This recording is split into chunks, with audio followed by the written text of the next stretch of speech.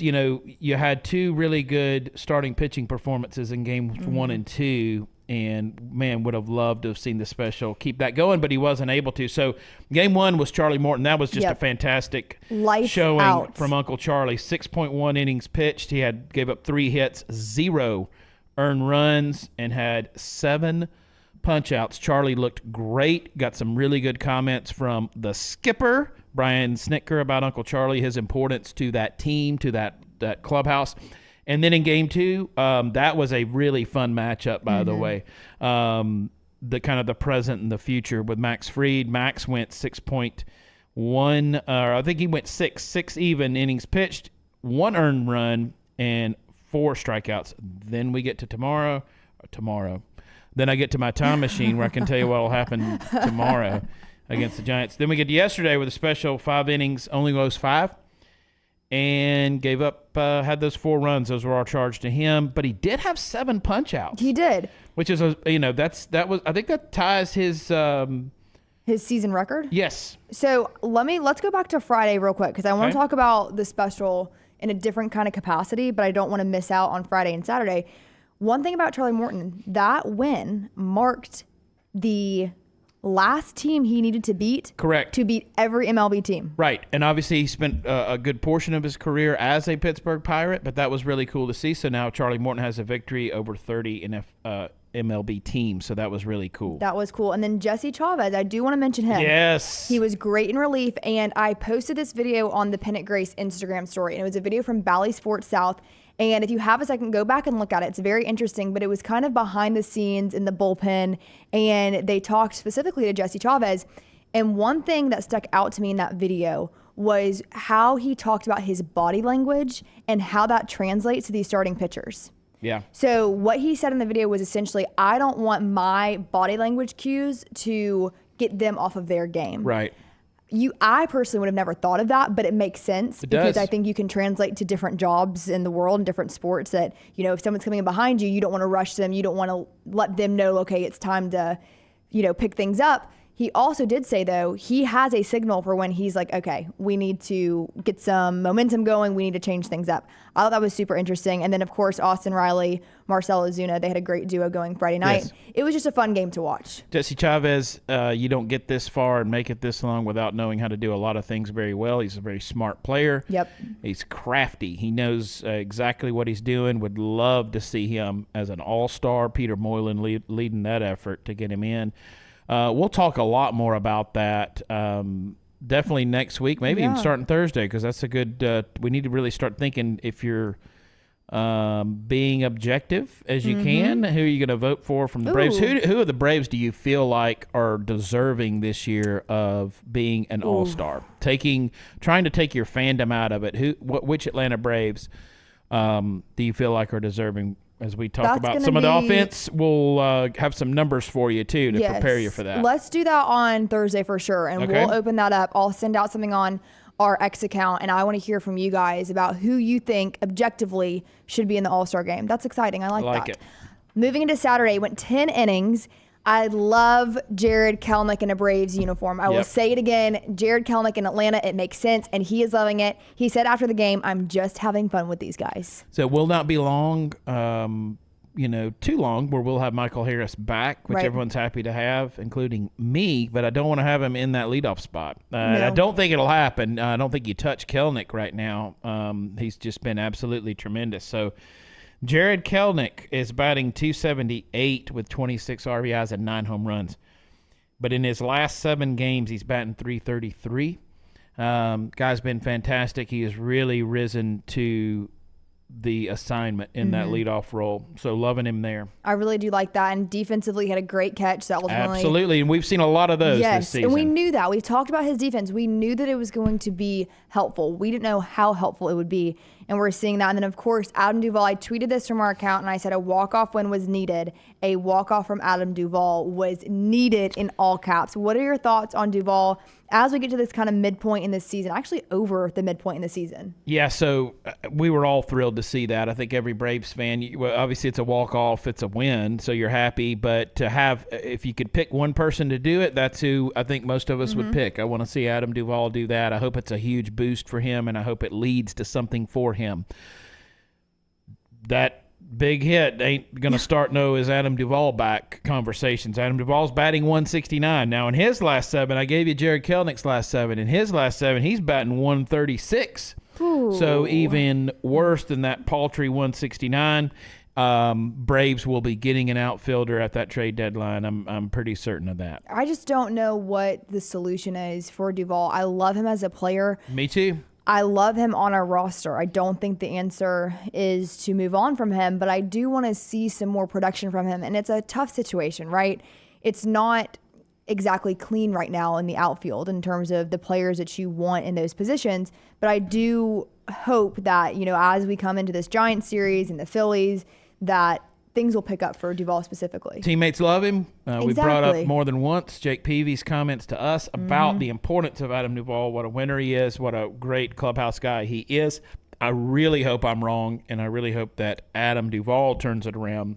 Yep. And we see Adam Duvall maintain a status as an everyday player, but the odds are not in his favor. It's not looking good, and when you go up and down the lineup, the Braves are going to have to make some decisions on some of these guys, and I think that's definitely where you start there, and they will be bringing in an outfield bat. I don't see how that doesn't happen. That kind of leads me into the next discussion about Eddie Rosario. Yeah. So the Nationals DFA'd him, yes. And it's an interesting conversation about the possibility of him returning to a Braves uniform. He has not had a very successful season. I don't know exact statistics. Maybe you can help me there. Of course. He's like my statistician. He's got 26 RBIs. He's got 7 home runs. Well, he's batting 183. Yeah. See, not really the key to the offensive struggles, you could say. However, he is a familiar face in the clubhouse. Yep. AA likes to give guys a chance in an Atlanta Braves uniform, and historically it's done well. But I don't think that it is a long-term solution. I do think it could be a solution until the trade deadline, perhaps a bridge, if you will, in between now and then. But I think that it would almost be putting like Band-Aid on a bullet wound. His playoff heroics in a Braves uniform is always going to endear him to Braves fans, and I think Braves fans will always, a lot of respect for him, always like him. Will that fire up the fan base to see Eddie Rosario picked up by the Braves? No, it will not. I don't think it will either. I think to maybe could the still casual happen, fan, but I do think if it does happen, that's not like the big move. No. I think that's just one you get him for super cheap, and you like having him, and you see how it works, and it may last for the rest of the season. It may last for a couple of weeks. Now, I'm still seeing Braves fans, and you guys correct me if I'm wrong, I'm seeing a lot of Braves fans that still want a starting pitcher. Me personally, I don't think that's needed, because the question is, okay, what is needed? The deadline is July 30th. It's now July 1st. I agree with you. It needs to be an outfielder. It needs to be a bat. Now, are we willing to pay top dollar for it? I don't know. We've always talked about there are fewer sellers. Right now, the only guaranteed sellers would be the Rockies and Miami, maybe? Yeah. Miami and the Rockies. Yeah. I feel White confident. Sox. I feel confident in those. Yeah, AL, I'm not as sure on. NL, that sounds right. I don't get it. What do you feel like you need that starting pitcher to get you to the playoffs? Because you don't need him in the playoffs, because you're set for the playoffs with the starters that you have, and you don't have to worry about that 5th spot in the playoffs. The problem with the team performing below expectations has nothing to do with the pitching. Pitching's been great. The starting pitching's been great, and the bullpen's been great. The problem is offense. So for what you have to give up for a starter that could make an impact, that there's no way the Braves do that. No. So I'm thinking bats, and bats. I would have to agree with that. And one thing, you talk about that pitching in terms of playoffs. Mm-hmm. Do you think that Spencer Schwellenbach, the special, as we call him here on the Pennant Grace, is being overworked? Or do you think no? Because I don't think it's going to factor that much into it. So you're going to have Fried, Sale, Lopez, and then Uncle Charlie kind of hovering there as needed. But you're going to run those 3 out, right? For sure. And I think everyone would feel pretty confident of those three in a playoff series. And I just don't see the Braves losing based on that starting pitching. It's going to be the bats, because even when we saw that against the White Sox, this is a perfect example. Chris Sale was solid. Yeah. It was the offense that could not produce. I would love to see that game a year ago and what the final score would have been. Yeah. I can guarantee you it would not have been, what was it, 1-0? Right. So I do think the answer is going to be the bats. And Landmine Believer brings up a good point about Eddie Rosario. He is good versus left-hand pitching. Get a left-hand bat and platoon him. Yeah. And I could see them doing it as a move, but now you have two left fielders that bat, sub 200. I just feel like they're going to go after something. I think they're going to go after bigger game than that. And let us know what you guys want. I personally want a bigger catch, a bigger fish, whatever you want to call it. It needs to be something that is a little different, because you bring Eddie Rosario back, then it's like, how many throwback players can we acquire? Are we going to add Soler and Jock again? I mean, I would love to get Jock Peterson in some capacity, but I think something fresh needs to be put in the lineup. I get that this is old school kind of approach, because a lot of people downplay batting average, but I don't. And you got one 300 hitter right now, and Marcell Ozuna on the team as far as your people that your starters. I do think Jared Kelenic will be a 300 hitter by the time the season is over. But you go up and down that lineup. So Marcel's 300, obviously best offensive player on the team this season, 67 ribbies and 21 home runs. Ozzy's 254, 38 and 6. Getting about what, again, we've talked about. Pretty consistent what you're getting there. Orlando Arcia, we talked about with El Presidente. We did. Reed Taylor Thursday, 211, 23 and 6. Noted his struggles. Matt Olson, 242, 41 RBIs, 12 home runs. Austin Riley, 250, 31 and 9, but he's 280 in his last 7. He's one of those guys that we've been keeping an eye on, and he is turning the corner. I wish that everyone could turn the corner at the exact same time, but I do think, in our friend of the show, hopefully soon, Mark Bowman, said it's finally time to come to terms with that this Braves offense is not going to be the juggernaut that it was this time last year. Yeah. I think expectations need to be, put out there that what we thought for this season is not the case. Yeah. So I gave you all those guys. Those are the guys you're used to seeing every day in the lineup, including your catchers. Darno's 233, 25 RBIs, 7 home runs. Sean Murphy, who's missed time to injury, but still 217, only 8 RBIs and 3 home runs. So I need some bats. I need a outfielder to come in and hit. I agree. Let's go into the Giants preview. AJ Minter is back. Yes. He did have some hip inflammation, if you guys remember. That was back in May.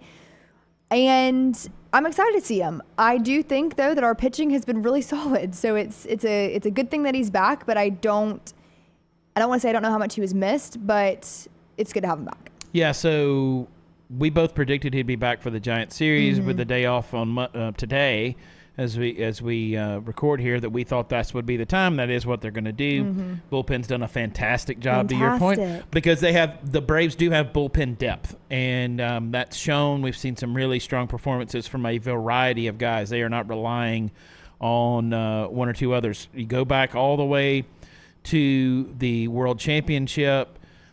Bullpen depth has been a strength of this team, and when I think of that championship, I think of the night shift. That's one of the first things that come to mind. So I love where our bullpen is at.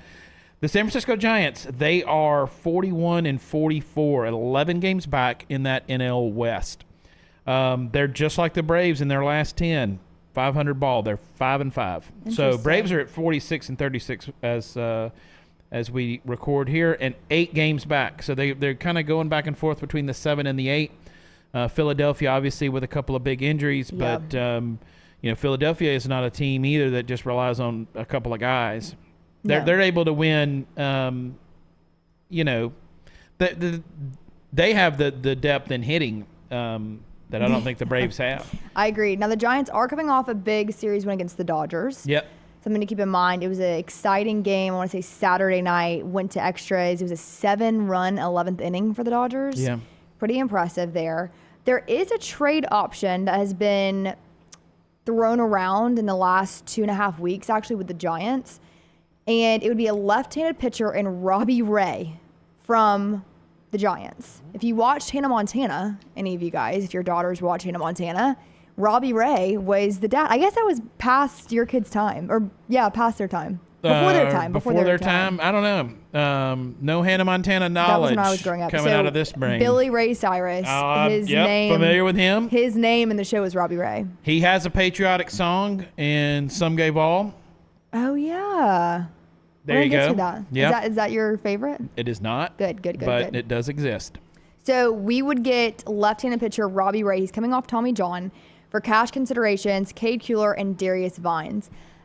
I think 2.5, 3 weeks ago, I would have taken more stock into that. But at this point, I agree with you. It's going to be bats. I like Vines. I think Vines was put in some tough spots, and now has been, I believe he's injured right now. I like Vines. I think he's can be valuable in that bullpen. Yeah. So I don't know about that one. How significant is this series to you when you set it up against the Phillies series at the end of the week?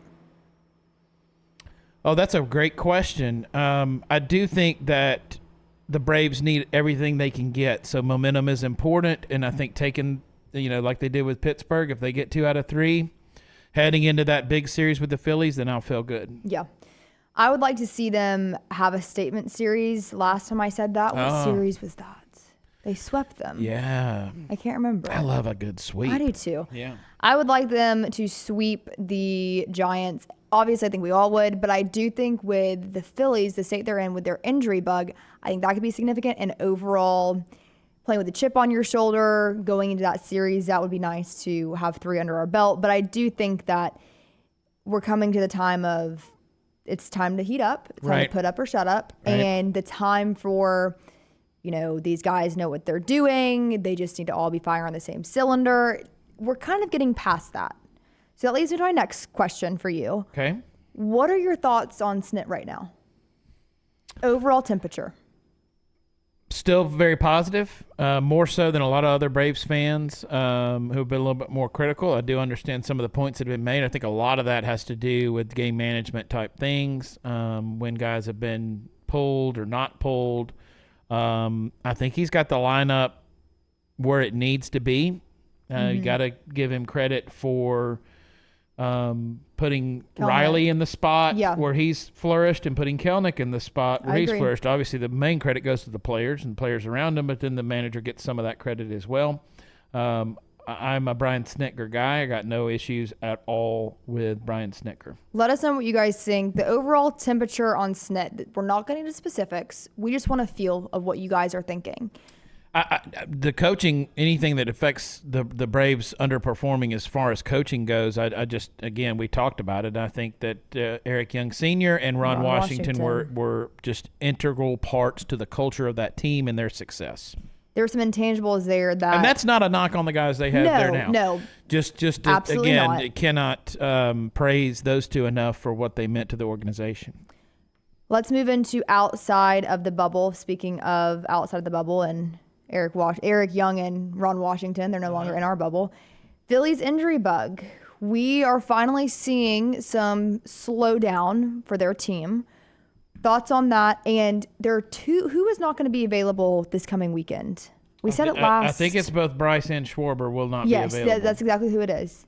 So that's something significant. What is your take on that? Well, I actually hate it as a Braves fan because I want to play against the Phillies. A full lineup. I want to see how we stack against the real Phillies, and those two are obviously integral parts of that team. And so I'd rather play them as they are. But again, I think that's a team that has so much going for it right now that if it's not an extended thing and they get them back, I just don't feel them really losing much ground there. I'd love to see the Braves get it within a 5-game or so. They're going back and forth between this 7 and 8 games back. I'd love to see them hovering around that 4-5. Me too. There are new home run derby rules. So all-star voting, if I'm not mistaken, opened today or yesterday. Okay. So we'll talk about that on Thursday. get your votes in for us, who you think actually deserves it from the Braves. And the new home run derby rules is actually in Dallas this year, where I will be in Dallas, not at the All-Star game, because of SEC Media Days. SEC Media Days for the next round. So it's going to be a very crowded time in Dallas, Texas. You have the entirety of the SEC welcoming OU and the Longhorns, and then you also have the All-Star game in town. Will that be going on during SEC Media Days? I don't know. And if so, I think you need to figure out a way to get there. That would be fun to go to live, a home run derby. I'm not a huge home run derby guy, honestly. I do watch it. I don't get super into it. If I miss it, it's not a big deal to me, and so I'm more nonplussed by any of these changes. Every Christmas, the McWhorter family actually has a home run derby. Of course they do. So we go out and is this just humans?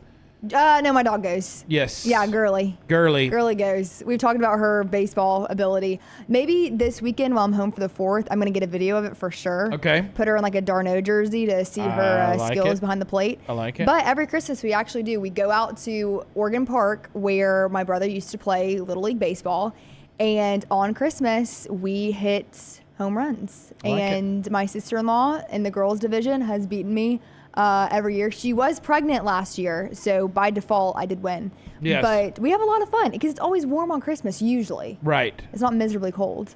I might have to make the drive over and be a part of that. We can do it all together. But the home run derby rules for the official home run derby, not the McWhorter Christmas one. Right. This is an effort to reduce injury and strain. So a lot of players have come out and said, hey, listen, this is exhausting.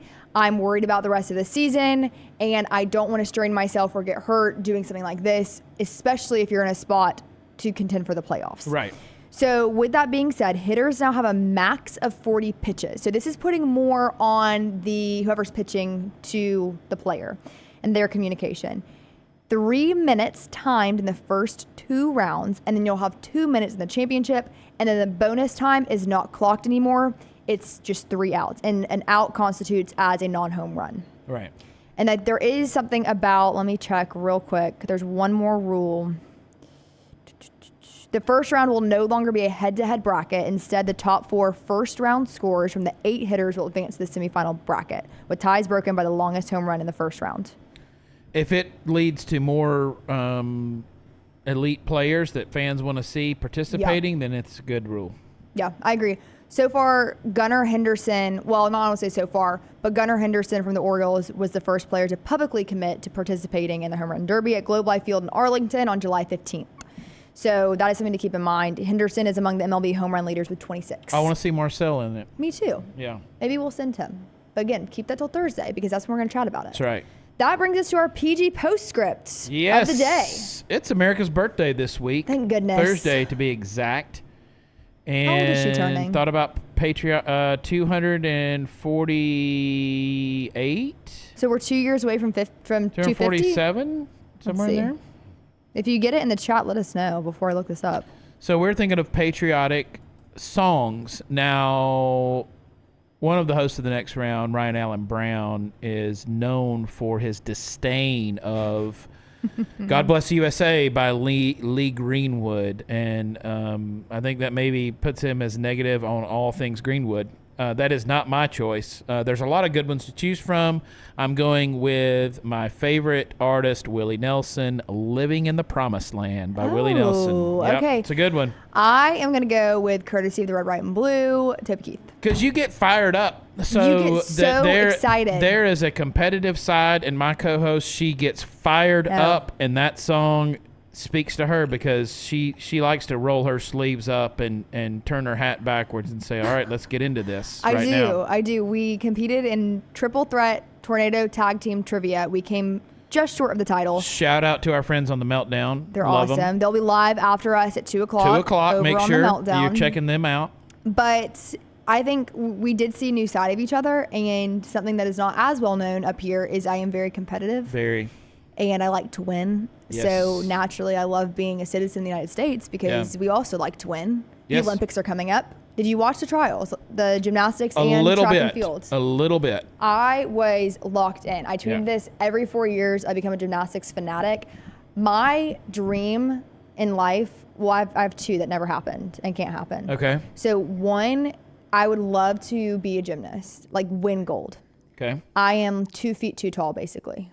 Gotcha. So that's not. I've never been too tall for anything. That was not an option for me. Yeah. 2, would have loved to have been a Dallas Cowboys cheerleader in another life. And there's a reality show about that now. There is. So I grew up on the CMT version. We are not talking baseball right now, but that's okay. No, we're not. That's all right. And there's a new Netflix documentary out right now. Okay. So I haven't watched it yet, but I'm excited. Little T said it's depressing. She tweeted out that this Dallas Cowboys show is depressing. Speaking of Little T, if you're also not subscribed and checking out Uncorked, make sure you do that. Former Auburn quarterback and current Auburn broadcaster Jason Campbell on the newest, previewing Auburn season. Really Great good interview. Stuff. Uncorked on YouTube. The Meltdown on YouTube. Subscribe and like and watch and all the good things. Basically, we just love our family up we here. do. We love it's our all one big family. Channels. All that to say, I am not a gymnast, unfortunately. I can't even do a cartwheel. That's been my New Year's resolution for like 3 years. Me neither. And a Dallas Cowboys cheerleader. But I haven't told you this. I actually have something in the works concerning the Dallas Cowboys cheerleaders and that show. Okay. I can't reveal too much. Spoiler. But a little feature story is in the works with potentially one of those girls. We call that a tease. We do call that a tease. Folks. So get excited for that. But I did watch the Olympics all weekend. Simone Biles is insane. I just am impressed by her in every facet. Absolutely. Seemingly, for the Auburn fans, she did make the Fab Five going to Paris. And it just makes me so excited for the 4th of July and the Olympics and everything in between. It's great stuff. Great week. It is. With that being said, that's going to wrap us up exactly 30 minutes on the dot. I love it. Let's go good. Braves. Let's get that series against the Giants started tomorrow. Hope to get another series win, and we will be with you doing the little split screen action on Thursday. So holiday, but we'll still be here at the same time. We will. I'll be at the game on Friday night. So if you are there, let us know. Would love to see you. Say hello. I'll be sending out some stuff from the game then. Yep. But as always, please like and subscribe to Disrupt. That's where you find our videos. And it's always live on my Twitter at MEG Sports. We need to add your Twitter to be live too. Okay, we can do that. What is your Twitter? Ush_Sisk? Yes, correct. Look at you. So thank you. Follow both of us there. Follow us on Instagram. Our Facebook is up and running. We're going to be working on that specifically this week. Again, 60 days, we can go live there.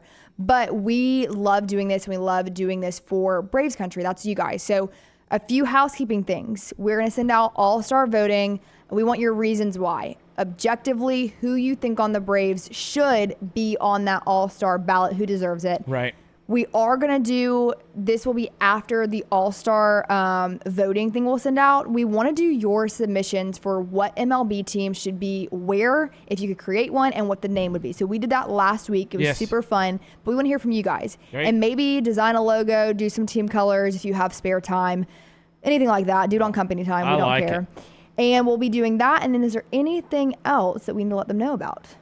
Yes, Roback, PG20 at checkout. It's going to save you 20%. So I was talking about Roback with some friends last night. They were interested in the brand. They'd heard all about it, and I had to direct them to the website and say, by the way, when you check out, code PG20 is going to save you 20%. So awesome. Use code PG20. We're very thankful for Roback. Make sure you meet us back here Thursday at 12:15 Central, and we'll see you then, Braves Country.